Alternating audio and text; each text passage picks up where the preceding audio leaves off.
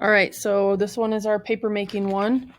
We have this one and one more video. So this one should be kind of a fun one. It's short but fun. Okay, so here's our video on paper making.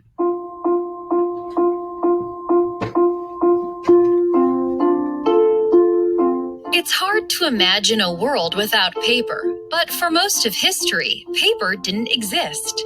Ancient cultures found many things to write on, including clay, slate, and prepared animal skins. Sometimes words were engraved on stone.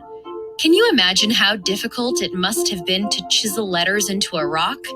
And although the word paper may come from the word papyrus, papyrus was a thick material, not at all like paper we use today.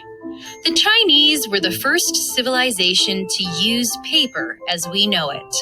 Before paper was developed, they wrote on silk, which was very expensive, and bamboo, which was heavy and bulky. Then, around AD 105, an imperial court official named Cai Lun developed a method for making paper from tree pulp.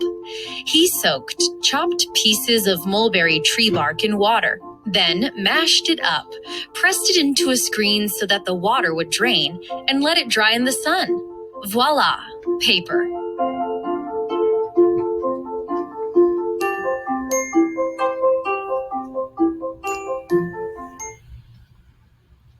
All right. And did you notice they use mulberry trees, which they use for making silk, right? Ha.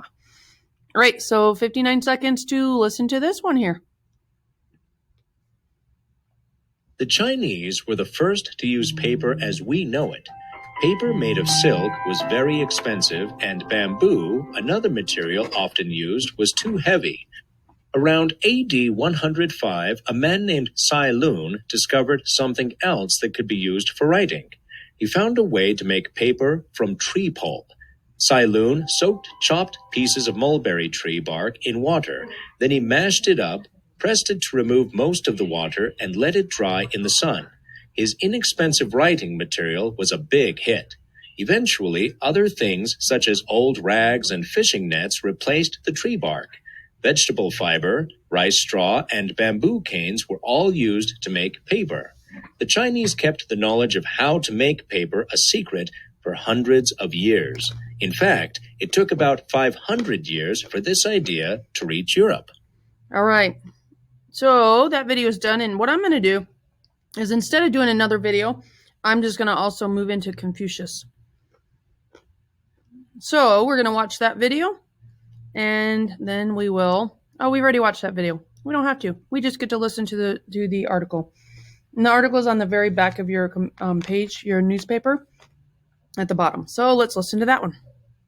Confucius said, "Seal your mouth 3 times before speaking."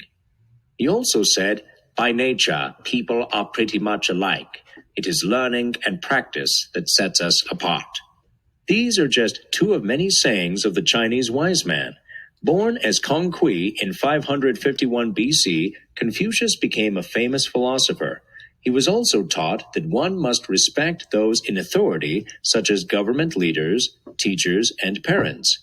He believed the needs of society and family should come before one's own needs. He thought the best way to live one's life could be summed up this way: do unto others as you would have others do unto you.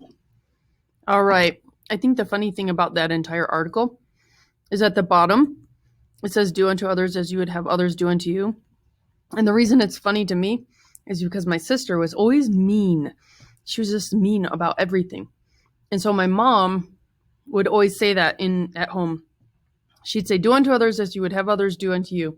And if my sister kept being mean, she'd make her write it over and over, write the lines over and over again. So, I guess it just kind of is a funny thing for me because I did not ever realize that my mom was quoting Confucius. All right, kind of cool. All right, so that is all of the information. And then tomorrow you will work on your crossword. So you'll have your articles available so that you can go over them and work on the crossword.